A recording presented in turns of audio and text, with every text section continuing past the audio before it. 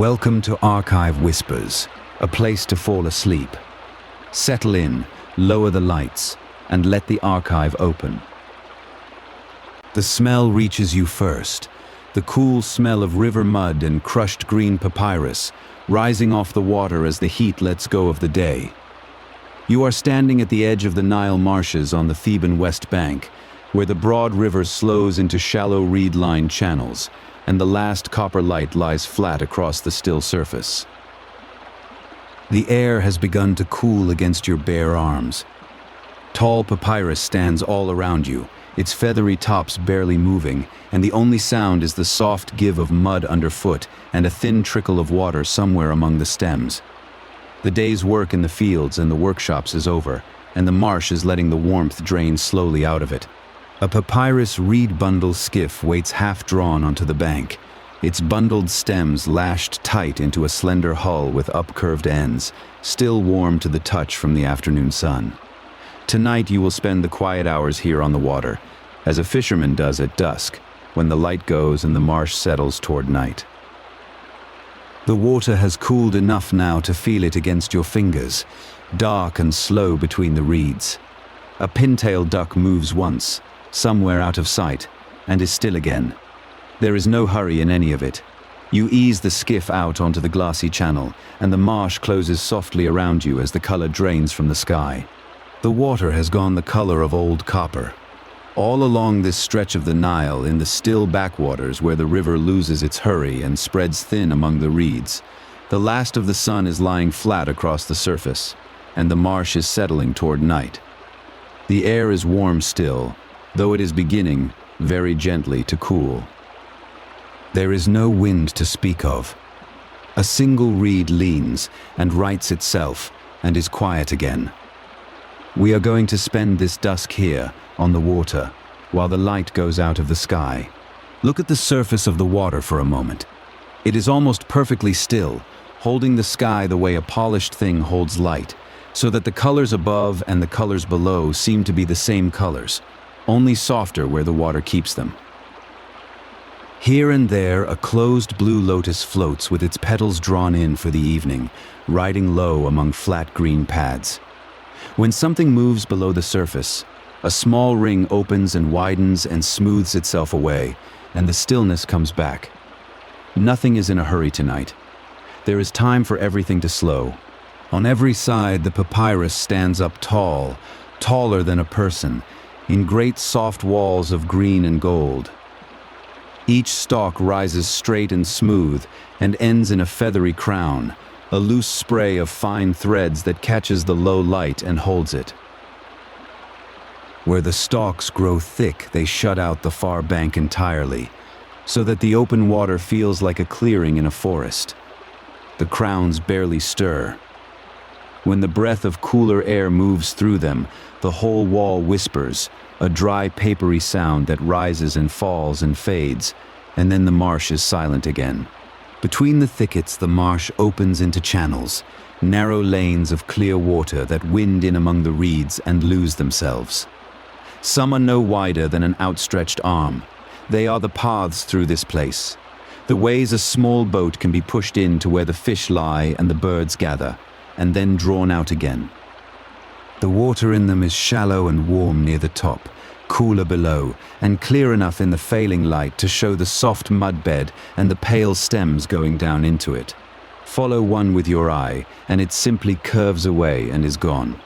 The sun is very low now, resting on the line of the western hills, and the light it gives is thick and slow and the color of warm honey. It comes in almost level across the water, so that every reed throws a long, thin shadow, and the shadows lie out across the surface like dark threads laid down side by side. Where the light touches the feathery crowns, they seem to glow from within for a while. Then, by small degrees you can hardly measure, the gold begins to deepen and to redden, and to draw back toward the hills. As the light goes, the heat of the day lets go of everything it had been holding. You can feel it leave the air a little at a time. The water gives up a faint warmth from the surface, and a thin coolness rises off it to meet the cooling sky. There is the green, wet smell of the reeds, and under it the oldest smell of river mud, soft and mineral and not unpleasant. Somewhere among the stalks the water moves against itself, a small lapping that you only notice once you have stopped listening for anything larger. The marsh is quieting down for the night. If you let your eye travel out past the reeds to where the water broadens, the marsh shows you how wide it really is. This is one of the still backwaters of the Nile on its western side, where the great river, swollen and emptied again each year by its summer flood, leaves behind these shallow flooded margins of reed and pool. The open water runs flat and pale toward the far bank, and beyond the bank the land lifts at last into the bare desert hills of the Theban west, dry and rose-colored in the late light, marking the edge of the green and the beginning of the dead ground. Along the line of those hills, far off and small, one shape stands a little apart from the rest. It is a peak of pale rock that rises to a near-perfect point, a natural pyramid of stone that the people here call the Peak, watching over the whole western desert. No one built it. The wind and the long ages shaped it, and it has stood over this marsh since before any name we know was given to it. In the last of the light it holds its color a moment longer than the lower ground, a faint warm point above the darkening hills, and then it too goes gray. Across the river from where we sit, on the eastern bank that we cannot see from here, stand the great temples of Thebes, the city the Egyptians themselves called Waset. This is the heart of Egypt in the years around 1400 before our era, in the long line of kings we now group together as the 18th dynasty. But this side of the river, the western side, belongs to the desert and the dead and the quiet work of ordinary households. The marsh is one of those ordinary places, far from the temple smoke, where a family might come at evening simply to find food in the reeds. For a household of no great means, the marsh was something close to a larder that never emptied. The river ran with fish, and fish were the cheap and steady protein that kept ordinary families fed when bread and onions were all the field gave. There was Nile tilapia, the fish the Egyptians knew as the bolti, broad and silver and common in the shallows. There was the great Nile perch, which could grow to the length of a tall man. There were several kinds of whiskered catfish nosing along the muddy bed, and gray mullet that ran in the brackish edges.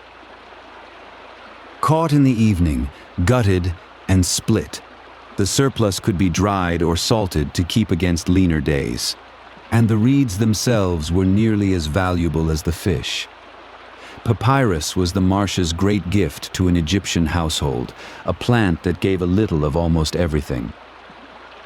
From its stalks came the light skiffs that floated a fisherman out over the shallows, and the mats that covered a mud floor, and the sandals on his feet, and the baskets that carried his catch home. Pressed and dried in thin strips, the pith of the same plant became the pale sheets that scribes wrote upon. Few wild things gave so much for so little labor, and a family that lived near good reed beds was never quite poor. None of this was bought with money, for there were no coins in Egypt in these years, and would be none for 1,000 years more. A household traded instead. A basket of dried fish might be set against a measure of grain, a jar of oil against a length of cloth, each thing weighed in the mind against a common standard, the daban, a fixed weight of copper that let people agree what a thing was worth without any coin ever changing hands. So the evening's fishing was not a small thing. A good catch was food on the mat tonight and something to trade tomorrow, drawn quietly out of the still water. Now, where one of the wider channels meets the reed edge, a small boat lies drawn up half onto the soft bank. It is a papyrus skiff, made the way all of them are made, of long bundles of reed lashed tightly together and bound into a slender hull that curves up at each end into a fine raised point. It sits very light on the water, barely pressing the surface, light enough that one person can lift its nose and pull it free of the mud, or push it out with a single pole. There is nothing to it but reed and cord, and yet it carries a person and a catch easily across the shallows. The fisherman, whose skiff this is, stands a little way off at the water's edge, a distant figure in the last light. seen mostly as a dark outline against the pale water. He wears only a short linen kilt, the plain wrapped cloth that working men wore in the heat, and his head is bare.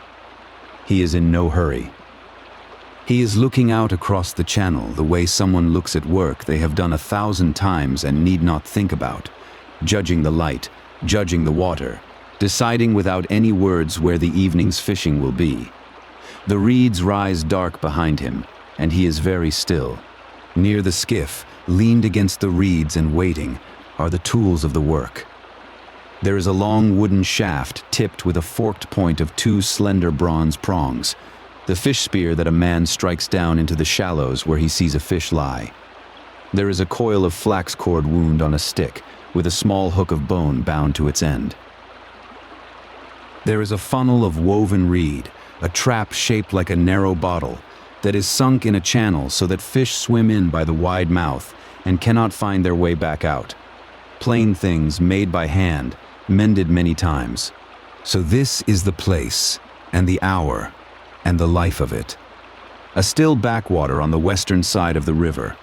The reeds standing tall and dark, the channels going quiet, a light reed boat waiting at the edge with its plain tools beside it, and a man in no hurry to begin.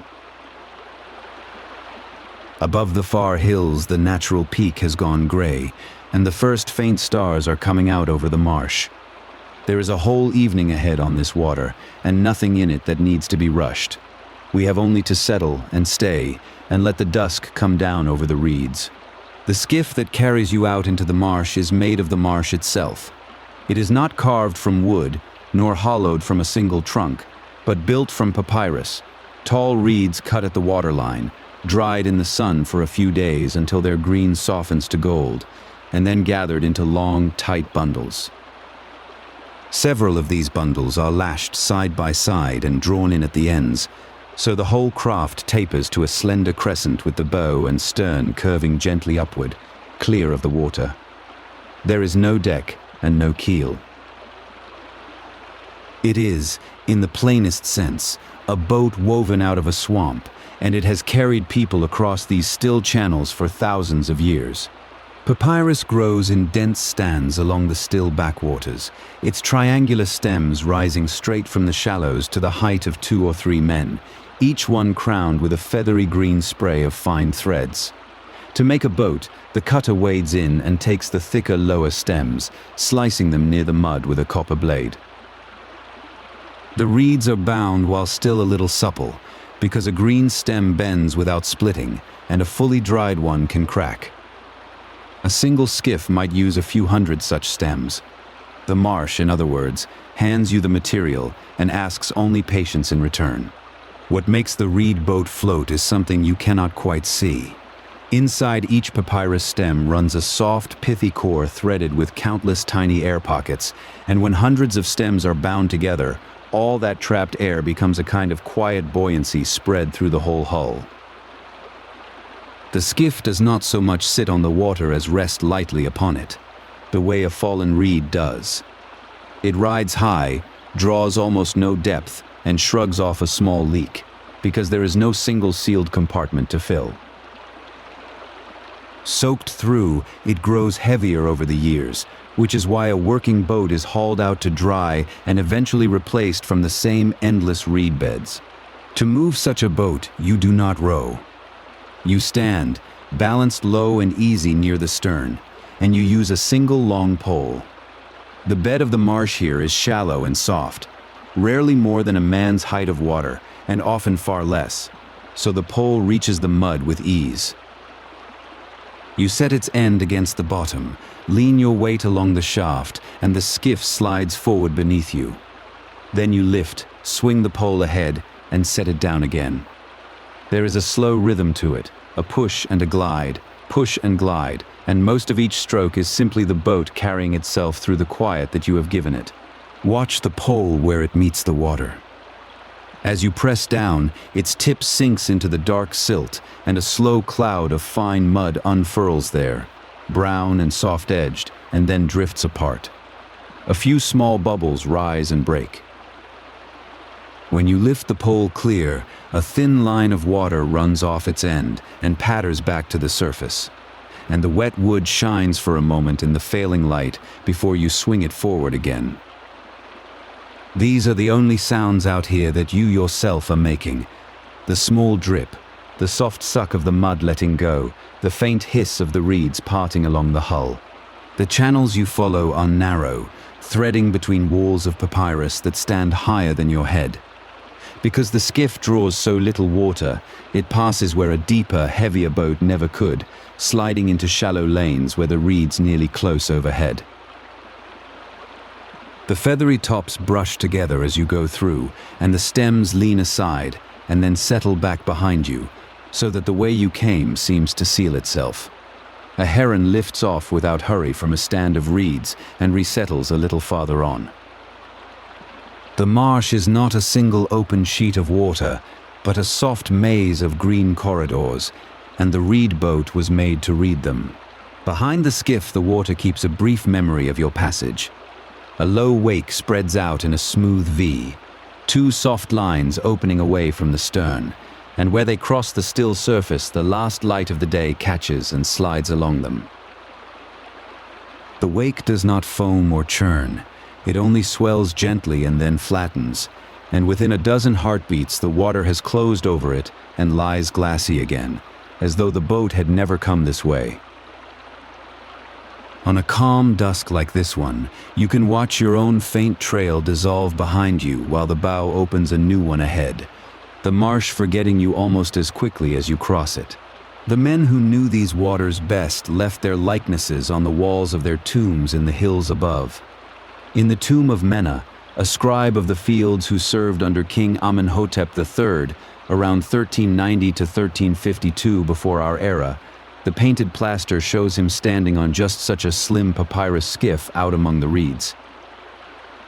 He is poised in the marsh with his family beside him, the water below him thick with fish and the air above crowded with birds.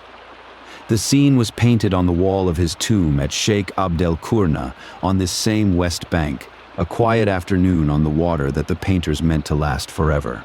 The same reeds that hold you up on the water served the household in a dozen quieter ways once they were back on dry land. Papyrus was among the most useful plants in all of Egypt. Its split stems were woven into the sleeping mats laid on mud brick benches, plaited into the light sandals worn through the dusty months, and coiled into baskets for carrying fish, grain, and bread. Finer strips were twisted into cord and rope. The pith of the inner stem could even be boiled and eaten in lean times. A single stand of papyrus, in other words, was a workshop, a larder, and a furniture store, all growing quietly at the water's edge. There was one more use, and it was the one that carried Egypt's voice the furthest. The same plant could be made into the smooth, pale sheets that scribes wrote upon. The green rind was peeled away, and the soft inner pith sliced into thin ribbons, which were laid out in two layers, one running across the other, and then pressed and beaten and dried under weights until the strips fused into a single sheet. Joined edge to edge, these sheets became long rolls. On them clerks, like Mena, kept the accounts of grain and fields, and the very word we still use for paper carries the memory of this reed. So the marsh that floated your boat also held the surface on which its own world was recorded. For the families who lived along these banks, the marsh was first of all a provider of food. The reeds gave skiffs and mats and baskets, but the water beneath them gave a steady, ordinary protein that even a modest household could afford. Fish were taken in the evening, then split and laid out to dry in the sun, or packed in salt so they would keep for weeks. There were no coins to buy them with. Nobody in this village carried money. A catch was traded against other goods, its worth reckoned in the deben, a fixed weight of copper that let a basket of dried fish be measured against a jar of oil or a length of cloth. A reed boat asks for upkeep, and the work of keeping it is part of the rhythm of the marsh. Over a season, the bindings loosen a little, and the outer reeds grow waterlogged and soft, so the bundles are tightened, frayed cord is replaced, and a tired old hull is at last broken up, and a fresh one bound from new-cut stems. None of this calls for a carpenter's shop or rare imported timber. The materials are always close at hand, standing in the shallows a few steps away. Egypt had little good shipbuilding wood of its own, and for the small everyday craft of the poor, the reed skiff answered the need perfectly, cheap to make and easy to mend. It is worth remembering how slight this craft really is beneath you. Standing on a reed skiff, you feel the water through the soles of your feet. The bundles give a little under your weight and the surface presses up close on every side. There is no rail to hold, no high wooden side between you and the marsh. You learn to keep your weight low and centered, to read the boat's small tilts, and to move without sudden shifts. This nearness to the water is exactly why the reed boat suits the work of fishing and fowling so well. You stand almost level with the fish below and the birds among the reeds, quietly part of the marsh rather than riding above it. You let the skiff coast to a stop in a wider pool where the channels open out. The pole hangs still in your hands, dripping slowly, and the boat drifts the last of its way and settles. Around you, the reed walls stand black against a sky going from copper to deep violet, and their feathery tops are quite motionless now that you have stopped disturbing the air. The water beneath the hull is dark and almost without ripple, holding the first faint stars upside down among the lotus pads. For a long moment, nothing moves at all but a single broad leaf turning very slowly on the surface, and the marsh simply waits with you in the cooling dusk. To the people who pulled out here in the days of the 18th dynasty, more than 3,000 years ago, this dense thicket of papyrus meant two things at once. It was a wild and tangled place, an image of the unruliness that lay at the edges of the ordered world, and at the same time it teemed with life and food and was endlessly, quietly generous. When a man like Mena had himself painted standing calm and upright in his little reed boat among the reeds, he was showing himself at ease within that wildness, master of a peaceful afternoon on the water. The marsh you sit in now is that same gentle balance of the wild and the giving, held in the stillness of a single dusk. On the still water at dusk, fishing here is a quiet, patient craft, learned by watching and by waiting. The light is going copper over the reeds, and the surface has gone almost glassy, so that a fish moving below leaves a slow ring that widens and fades. A household on the Theban West Bank, in the New Kingdom of Egypt, perhaps 14 centuries before the Common Era, ate fish more often than any meat, and most of it came from evenings much like this one. There is no hurry in the work. The water gives what it gives, and the fisher learns to read it. The oldest tool on the skiff is the fish spear, and it is a simple thing held with great care. Picture a long wooden shaft, light enough to balance in one hand, ending in a forked point of 2 or 4 prongs, what later writers would call a leister or a bident. You would stand near the bow, the water shallow and clear over a pale silt bottom, and you would wait until a shape settles among the reed stems. The strike, when it comes, is short and downward, no wider than the reach of your arm. Most casts catch nothing, and that is expected. The patience is the method. We know this spear so well because the Egyptians painted it on their tomb walls, over and over, in a scene they loved. In a tomb at Sheikh Abdel Qurna, numbered today as TT 69, a man named Mena is shown standing on a papyrus skiff, spear in hand among the reeds. Mena held the title Overseer of the Fields of Amun, a scribe who counted grain for the temple, and he lived in the reign of Amenhotep III in the 14th century before the Common Era. The painters set him there not to record one evening, but to give him this calm pastime forever. A little earlier, in the reign of Thutmose IV, around the year 1400 before the Common Era, another scribe was given the same gift on his wall. His name was Nakht, a scribe and astronomer of Ammon, and his tomb, TT 52, sits on the same hillside. On its west wall, Nakht stands among the papyrus with his family near him, spearing fish and bringing down birds. The painting is quiet and ordered, the reeds drawn in neat upright rows. These were not fishermen by trade. They were men of the pen who chose, for eternity, to be shown at ease on the water. The spear is for one fish at a time and for the patient hand. When a household needed more, the work turned to nets. A drag net was the larger labor, a long mesh of flax cord weighted along its lower edge with small stones tied at intervals. 2 papyrus skiffs would carry its ends, drifting apart until the net hung like a curtain across a shallow stretch of water. Then, slowly, the boats would come together and draw the whole weighted length toward the bank. It was unhurried work, done by several pairs of hands, and the catch came up in a single shining heap among the reeds. Quieter still were the basket traps, which needed no one to tend them. These were woven from reed and papyrus into a long bottle shape, wide at the mouth and tapering to a narrow neck, with an inner funnel that let a fish swim in and gave it no easy way back out. A fisher would set the trap among the stems at dusk, in a channel where fish moved with the falling light, and leave it through the night. The reeds for these baskets grew within arm's reach, in the same marsh that fed the fish. By morning the basket might hold a few good fish, taken while the household slept. For the patient angler there was the line.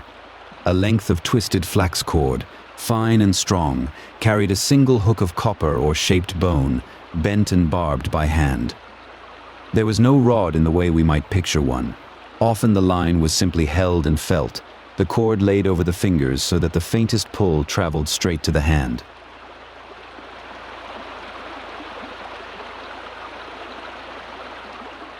You might sit on the edge of the skiff, the water cool against the reed hull, and wait for that small message from below. It is among the oldest and stillest of human evenings, this sitting with a line in dark water. The hook itself was a small, valued thing. Copper was worked in Egypt long before iron came into common use, and a smith would hammer and file a hook from a sliver of the soft red metal, then turn its barb with a fine point. Bone hooks, cut and ground from animal bone, served the poorer household just as well. A fisher would own only a few and keep them carefully, for to lose a hook in the weeds was to lose real value. Exchange in these villages was measured not in coins, of which there were none, but against the deben, a standard weight of copper. Now think of the fish themselves, the creatures these tools were made for. The most familiar was the tilapia, which the Egyptians knew as the bolti, a broad, deep-bodied fish of the shallows. It moves slowly in the warm margins among the reeds, grazing, and it is easy to picture settling there at dusk. To the household it meant a reliable supper. To the temple painters it meant something more, for the bolti carried a quiet meaning that ran far beyond the cooking fire, a meaning we will come to in a moment. The tilapia earned its meaning by the way it cares for its young. It is a mouth brooder. The female takes her eggs and then her tiny fry into her own mouth to shelter them, and when danger passes she opens her mouth and the small fish swim out, seeming to be born again from her. To Egyptian eyes this looked like life renewing itself, endlessly, out of nothing. So the bolti became a sign of rebirth, joined to the sun god Re, who was also reborn each dawn, and to the goddess Hathor. In tomb art, the little fish sometimes swims beside the solar bark, the boat of the sun. Larger and deeper in the water lived the Nile perch, a heavy, powerful fish that could grow to a great size in the river's open channels. It was prized for the weight of good flesh it gave, and a single perch could feed many. It kept to deeper water than the bolti, away from the warm, reedy margins, so it more often came to the net or the strong line than to the spear in the shallows. In some places the perch was held sacred and buried with care, a sign of how an ordinary food fish could carry, here and there, a thread of reverence. Down in the soft mud lived the catfish, of which the Nile held several kinds. They are bottom feeders, moving by night along the silt with their long feeling barbels, and the marsh at dusk is exactly their hour. A basket trap set low, or a baited line laid near the bottom, was the way to take them. The catfish, too, found its place on the temple walls, and it gave its very shape to one of the oldest royal names in Egypt, that of the early king Narmer, whose name was written with the sign of a catfish. Even the mud of the river left its mark on the language of kings.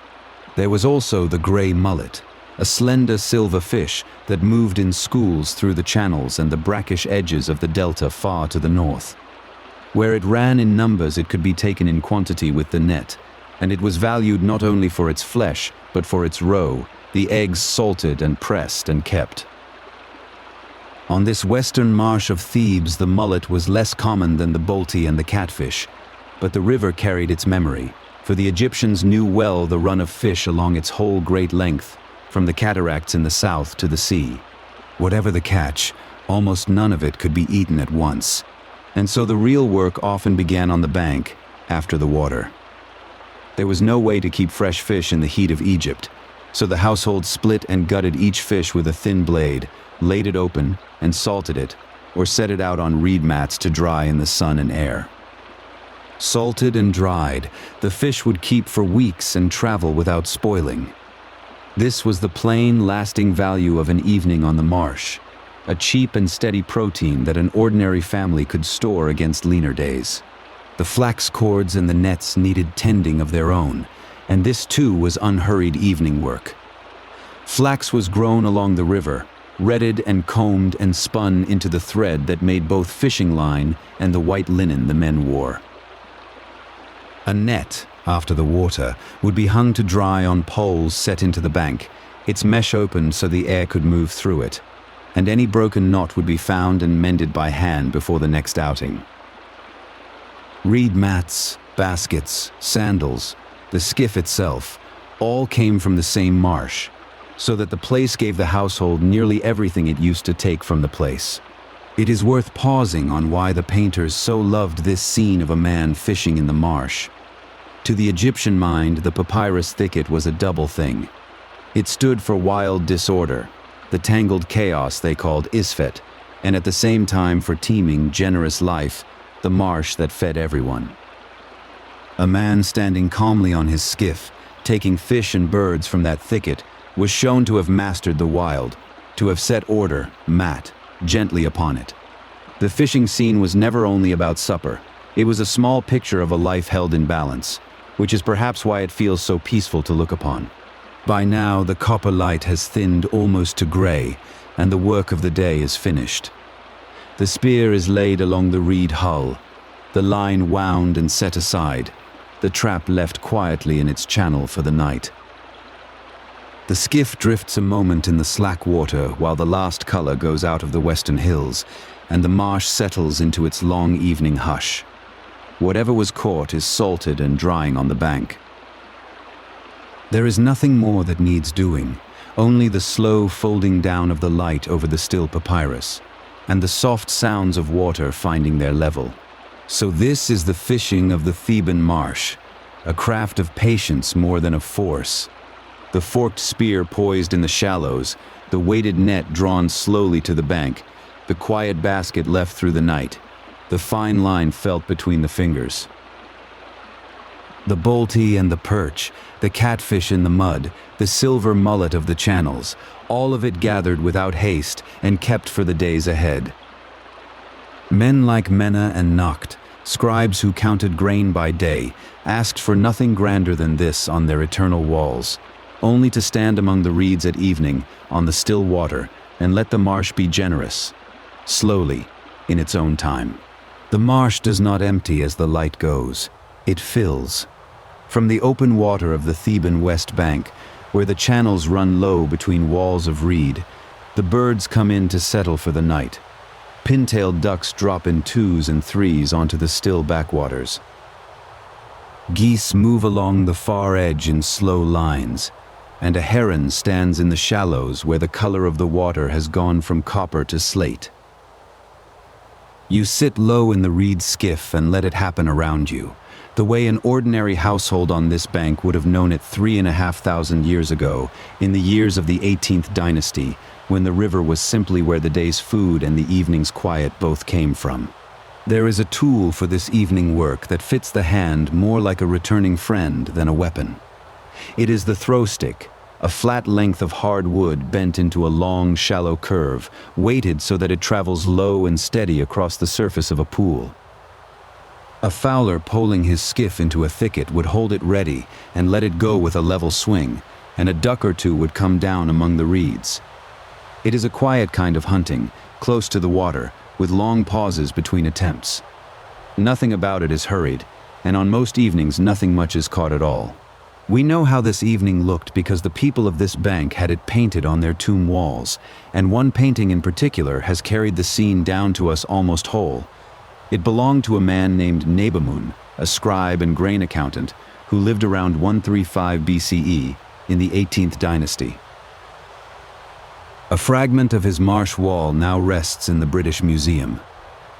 On it, Nebamun stands on a slender papyrus skiff, a throw stick in his raised hand, the reeds thick with birds rising around him, and his wife and small daughter aboard with him. The colors are still soft and warm after 33 centuries, and the whole thing is calm rather than violent, a man simply at his ease on the water. If you look at Nebamun's painting for a while, you notice a small companion in the reeds that nobody quite expects. Low among the papyrus stems, between the man and the rising birds, there is a cat.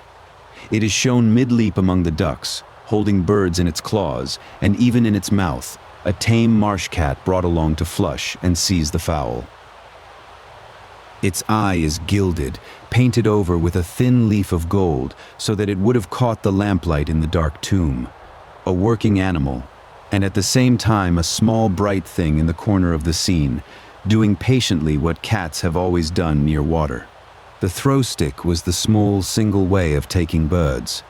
For more than one or two, the marshmen used a net, and the great net of the marshes was a wide hexagonal frame, 2 long leaves of mesh hinged along a central rope. It was laid open and flat across the surface of a shallow pool, and the fowlers waited, crouched out of sight in the reeds, holding the line. When the ducks had settled to feed, a steady pull drew the 2 leaves up and over, folding shut above the water and closing the whole pool in a single quiet motion.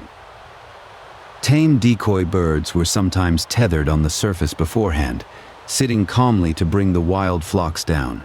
Pulling that net was slow, patient labor, and the tombs show it done by many hands at once. A line of men would take up the rope together and lean back along the bank, drawing the great frame closed by even weight rather than by speed. The same scene appears in the tomb of Mena, who held the title scribe of the fields of the Lord of the Two Lands in the reign of Amenhotep III, around 1390 to 1352 BCE. His chapel, cut into the hill of Sheikh Abd el-Qurna, a short walk from this water, carries one of the most complete marsh walls that survives. Even there, where the work is plainly hard, the painters kept everything orderly and unhurried. Men at their measured task in a thicket full of life. When the net does close, the birds that lift off the pool do so all together, with a long, soft rush of wings and a low murmur of calls, and then the marsh settles again. Pintail and teal, greylag and white-fronted geese, a few waders along the mud, sometimes a kingfisher wading on a leaning stem. The sound of a flock rising over still water is one of the oldest evening sounds on this river. Neither alarming nor sharp, more like a long breath let out across the reeds. You can hear it now from where the skiff drifts, settling into the quiet that follows, the wide pool smoothing itself out under the last of the light. A kingfisher keeps its own small office at the edge of the channel. It sits on a bowed reed just above the surface, very still, its body a blunt little weight on the thin stem, and it watches the water rather than the sky. Now and then it drops, takes a fingerling from the shallows, and returns to the same perch to wait again. The Egyptians who painted these marshes knew the bird well and gave it its place in the thicket among the larger fowl. Nothing about it hurries the evening along. It simply belongs to the still hour, one more patient fisher working the same low water you are drifting across. On the surface itself, The lotus is closing for the night. The blue water lily of the Nile opens in the morning and draws shut again as the light fades, folding its narrow petals over the pale gold center and sinking a little toward the water. The white water lily keeps its own hours nearby. Among the broad floating leaves they make a slow, soft constellation across the pool, and the closing is gradual enough that you cannot quite catch the moment any single flower goes. The Egyptians loved the blue lotus for exactly this daily return, opening and shutting with the sun, and they set it everywhere in their painting and their poetry as a quiet emblem of renewal. Around the closing flowers, the last of the day's small flyers are still about. Butterflies drift over the reed tops in the warm air, pale and slow, the way they are painted fluttering above the birds in these marsh scenes. Dragonflies hang and shift over the open water. None of them hold to the cooling air for long now. One by one they fold away into the reeds for the night. The painters of Menes and Nebamun's walls took care to put these tiny lives in, butterflies among the papyrus, fish beneath the hull, as if to say that the thicket was crowded with living things from the mud to the air, all the way up. It is worth saying plainly what this thicket was to the people who lived beside it. The Papyrus Marsh was the cheapest, most generous storehouse on the river. From it came the reeds for the very skiff you sit in, and for mats and sandals and baskets, and the inner pith beaten and pressed into writing sheets for scribes like Nebamun himself. From its water came ducks and geese for the pot, and a steady, plain protein the year round. A household paid for almost none of it with anything but labor, since there was no coined money in Egypt then. What trading there was ran by barter, reckoned against a copper weight called the dabin. The marsh simply gave to anyone with the patience to work it. The reed skiff under you is itself a piece of the marsh, given back its shape. It is made of papyrus, nothing more, long stalks gathered into bundles and lashed tight with cord. The bundles bound side by side into a slender hull that curves up at the bow and again at the stern into two raised, in-turning points. It rides high and light on the surface, and it answers the pole rather than any keel, so that a small shift of weight turns it. Such craft cost only reeds and an evening's work to build, and the same upcurved silhouette is poled across 1,000 painted marshes, the ordinary boat of ordinary people on this water. Out beyond the reed margin, where the water runs deeper and the channel widens, the larger and older inhabitants of the marsh keep their distance. A crocodile lies along a far mudbank, dark and unmoving, more like a fallen log than a living thing in this light. Somewhere off in the deeper backwater, a hippopotamus shifts and sounds, a low note carried thin across the water. They are simply there, as they have always been, part of the furniture of the river, and a fowler in his light skiff stays to the shallow edges and lets them be. At this hour, with the day's heat draining away, none of it has any urgency. The wide animals settle as everything else settles. To the Egyptians, this crowded thicket meant two things at once, and they held both ideas calmly side by side. The papyrus marsh stood for the wild, uncombed edge of the world, the unmade place they called Isfet, full of teeth and tangle beyond the order of the fields.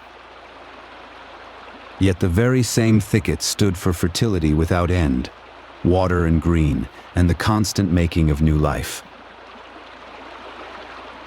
A man shone on his skiff among the birds, easy and upright with his throw stick, was a small picture of order set lightly over that wildness, of mat, the balance the Egyptians prized, kept not by force but simply by being present and unbothered in the middle of all that teeming life.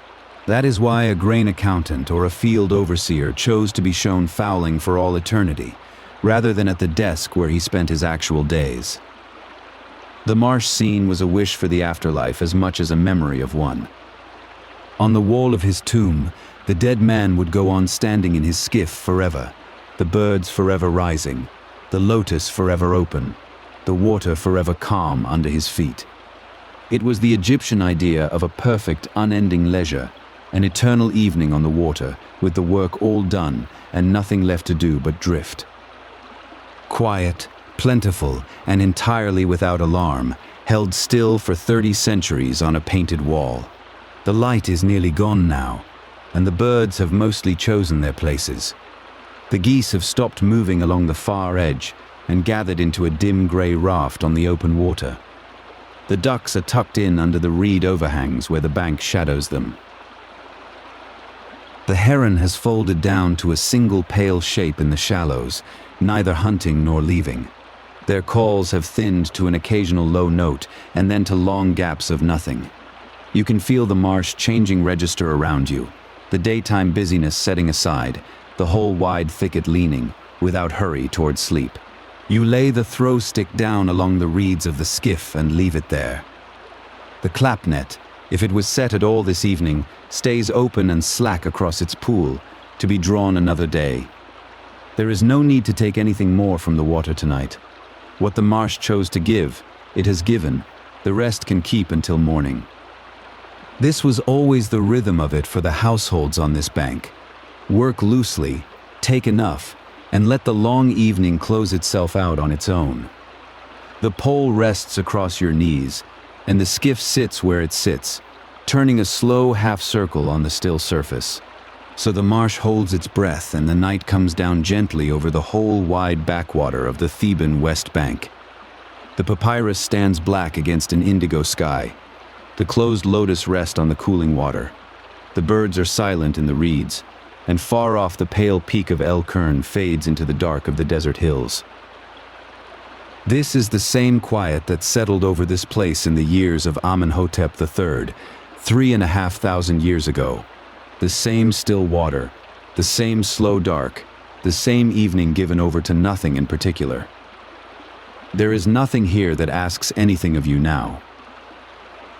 The water keeps still, and the marsh keeps watch, and the long, peaceful dark goes on.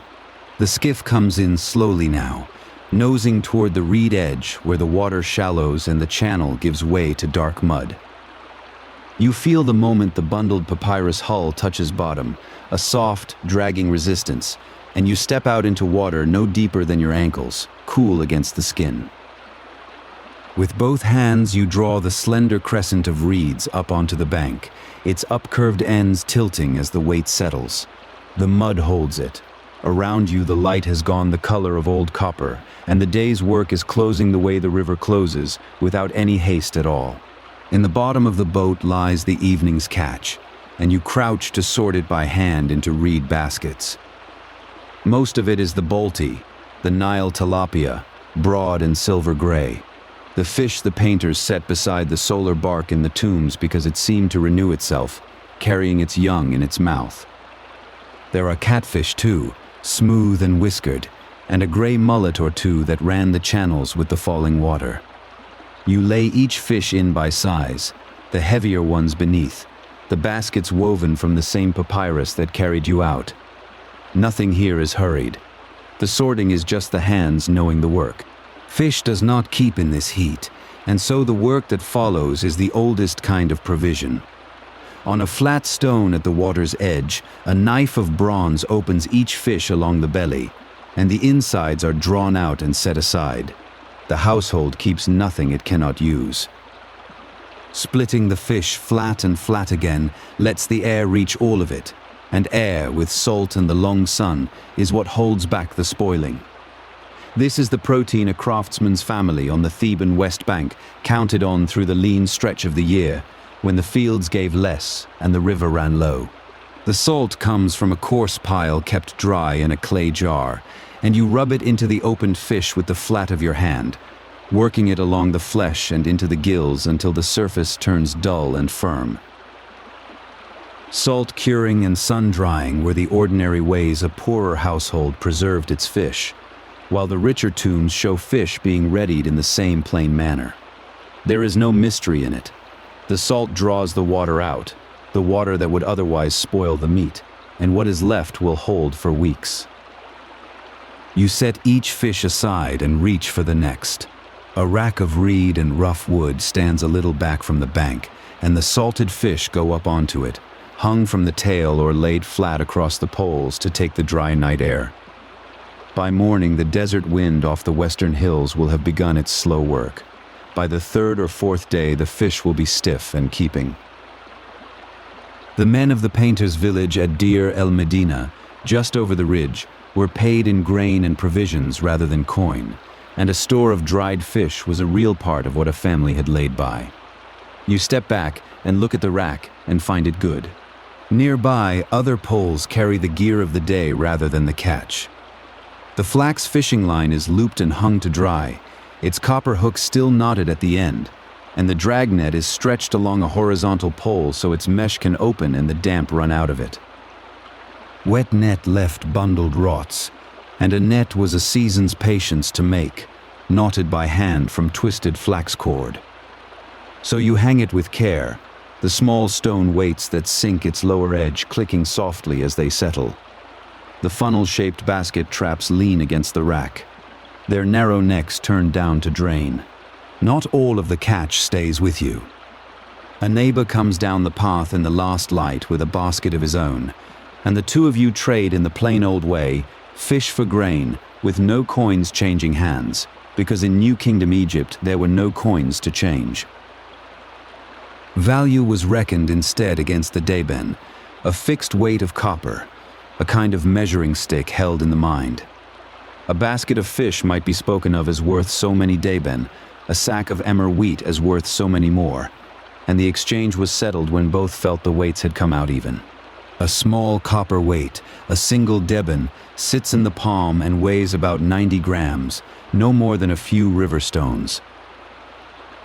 Scribes such as Menna, who carried the title overseer of the fields of Amun in the reign of Amenhotep III, around 1390 to 1352 before our era, kept their accounts in just these terms, tallying grain and goods against the copper standard. Menna's own tomb on the west bank, cut into the slope at Sheikh Abd el-Qurna, shows him at leisure in the marshes among the very reeds you have spent the day in.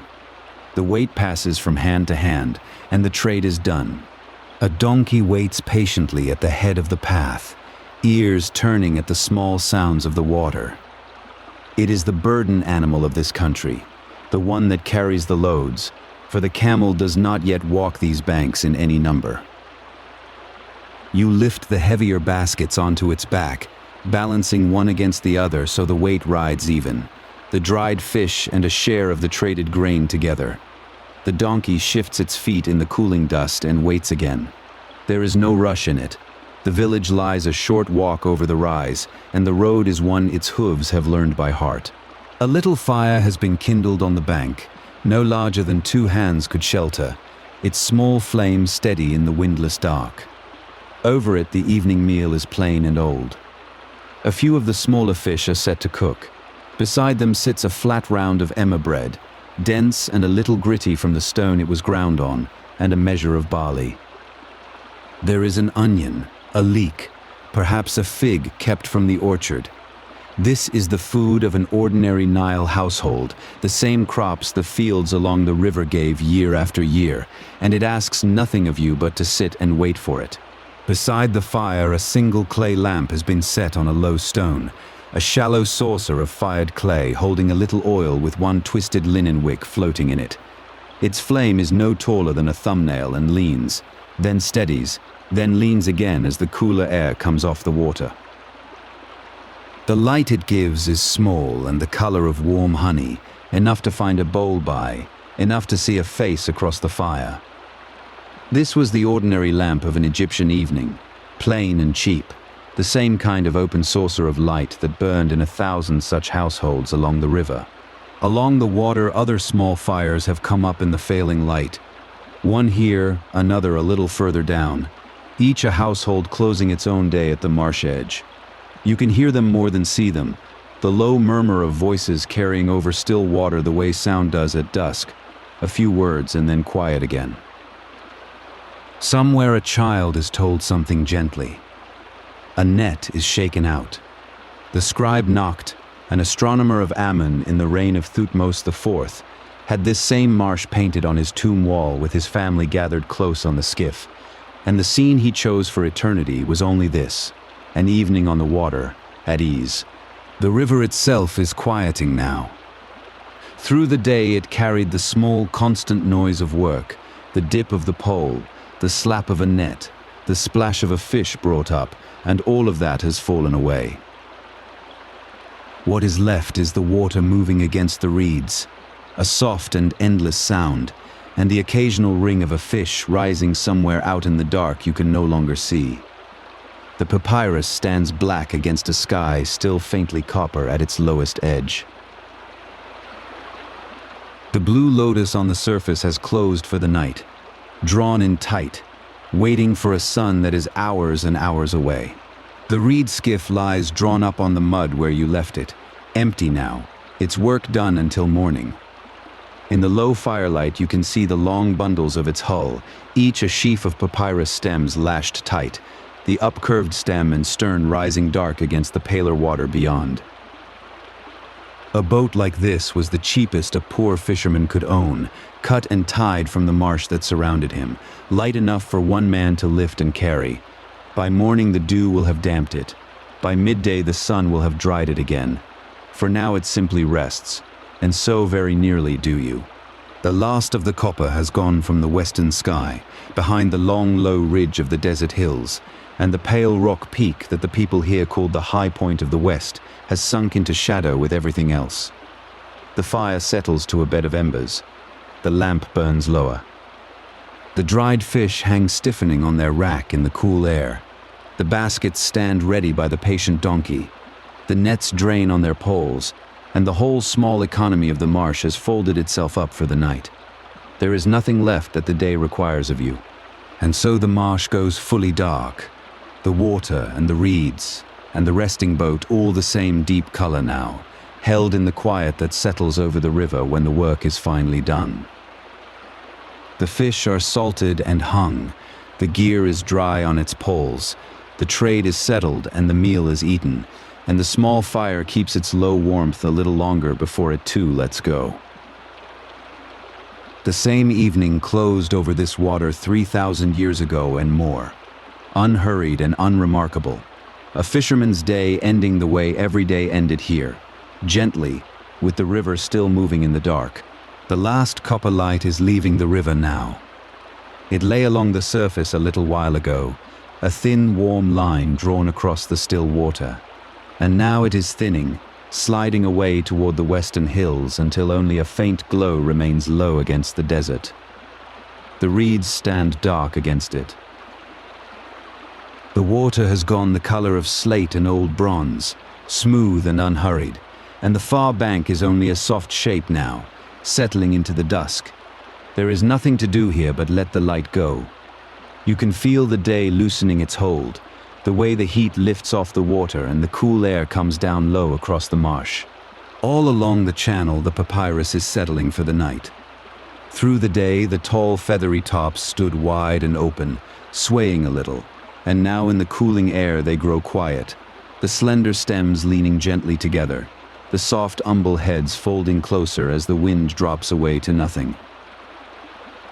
The blue water lilies on the surface are closing too, their petals drawing slowly inward, sinking just a little toward the water as the light leaves.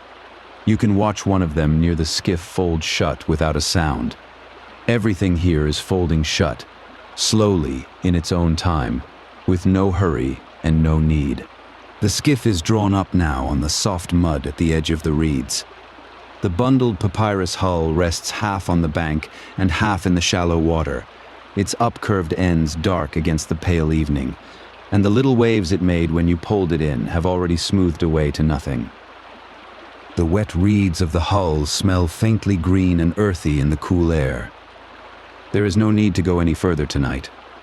The boat will wait here on the mud until morning, settled and still, and the water will move quietly around its hull all through the long dark hours while you rest. Listen for a moment to the water going on in the dark. The current here is slow and patient, and it laps very softly against the mud and the reed stems, a low and even sound that does not change. It was lapping before you came, and it will go on lapping long after the light is gone. The same small voice, over and over, neither rising nor falling. There is a great comfort in a sound that asks nothing of you. You do not have to follow it or answer it. You can simply let it move past you in the dark, soft and steady, the river keeping its own slow time. The far hills are dissolving now into the dusk. A while ago you could make out the long line of the desert ridge across the river, dry and pale and warm in the last of the sun, and the natural peak that stands above it like a pale stone pyramid shaped by the wind alone. Now the color is draining out of all of it. The ridge softens to a single deep shape, then to a darker band against a darker sky, and the peak fades quietly until you can no longer tell quite where the land ends and the night begins. It is all going gently, without a sound. Out across the open water, the marsh birds are quieting too. All evening there were small voices among the reeds, the low murmur of pintail ducks settling, a heron shifting on its long legs, the brief bright call of a kingfisher somewhere down the channel. Now those sounds are coming farther apart, softer each time, as the birds tuck their heads and grow still in the dark thickets. A single call drifts across the water, and then a long quiet, and then perhaps one more, fainter, from farther away. Each one is gentler than the last, until the marsh seems to be breathing slowly all on its own. A kingfisher that sat all evening on a leaning reed has gone quiet now, a small dark shape folded against the failing light. The water beneath it is glassy and unmoving, holding the last gray shine of the sky. Down the channel, a duck paddles a slow line through the still surface, and then stops, and the ripples it left spread out wide and low and fade away into the dark reeds. Nothing here is in a hurry to be anywhere. The birds have given the evening over to the water, and the water simply holds it, calm and dark and wide, while the night settles down over the whole quiet marsh.